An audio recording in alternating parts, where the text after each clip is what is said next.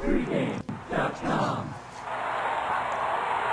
Welcome to another week of college and pro football here at pregame.tv. We're down to just a couple of weeks left of college football. And this first game we're going to talk about, we got 9 games over the next 2 or 3 days, I guess, if you include Monday Night Football to get to. But this first one is a best bet from Marco D'Angelo. It's the matchup between Memphis and UAB. The Blazers laying 10 points at home with a total of 58.5. And, you know, I know Memphis won last week, Marco, but it's been about, 48 months or so since they've won back-to-back games outright. So I'm not quite sure that this is a buy sign yet on the Memphis Tigers. Well, you know, this is not one of the marquee matchups on Saturday, that's for sure. But you can always find value. There's a point spread winner in every game, and I think that there's a lot of value in this game. And when you break this game down, if you look just at the scores from last week, these two teams both are coming off wins, but they're misleading wins when you break the numbers down. And I have a feeling the guy to my left's going to be riding me a little bit in this game, but I don't want to give away just quite yet who I got. I'll let him have the stage, and I'll be ready to rebuttal. What a gentleman. Until he said rebuttal. Once he said that, I know he's going to come back with something. But anyway, you know, a lot of teams like Memphis, or the season that Memphis is having, Brian, they're going to shut things down. They're going to be one of those dead teams we like to call them this time of year. But you got to give them credit. They did come out to play last week. Now, they got a lot of help. They got 5 turnovers, so a lot of gifts in that game. But Jacob Karam, their quarterback, hit 14 out of 18 passes. I'm trying to find the silver lining with the Memphis Tigers, Brian.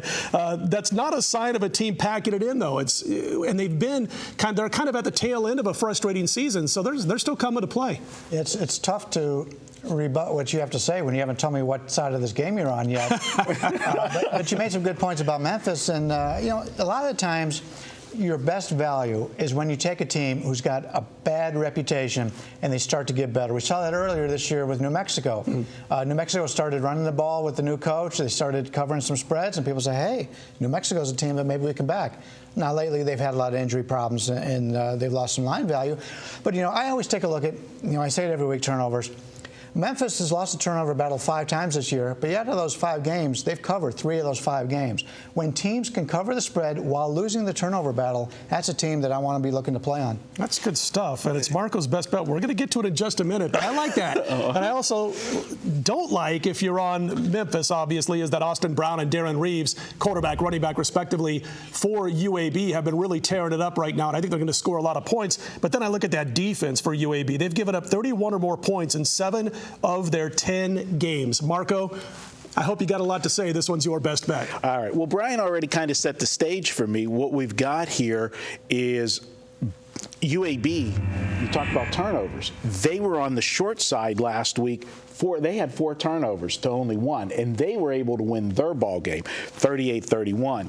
This is a situation with Memphis. They were on the plus side last week with their turnover battle. They were the benefit, as you said, of 5 turnovers. But if you look at this Memphis team the last few weeks, guys, they have given up passing yardage the previous to last week, and that's because of the 5 turnovers. They gave up nearly 700 yards passing in 2 games and almost 75% pass completions. I don't want any parts of Memphis. This is a UAB team that I feel we're getting the line benefit here because Memphis won last week. This is UAB's final home game of the season. I look for them to roll in this game. I've got them winning the game by 22. Did you have something else you wanted to say, I've Brian? got a lot to say about this game, and it's very rare that I disagree with either one of you because you're both very good handicappers. And Marco and I handicap very similarly in certain regards. I don't see how you can lay points with UAB here. We've talked about this all season long, at least I have, about playing double-digit favorites in Conference USA. Went back and looked. Every year it's a loser. This year, 8-11, 42% laying double digits. But here you go, Marco. Since mid-2005, UAB has been a double-digit favorite against the FPS team 7 times. 0-7 against the spread, losing 6 out of 7 times straight up. 6 out of 7 times straight up, losing as a double-digit favorite. You want to lay double digits with a UAB team. It's their last home game. They don't care. They don't get any fans at UAB. I mean, it's not. Memphis is not a great team. I don't want to put that out there. But UAB laying double digits, there's a reason why they have been a double-digit favorite 7 times since 2005. It's not a good roll for them.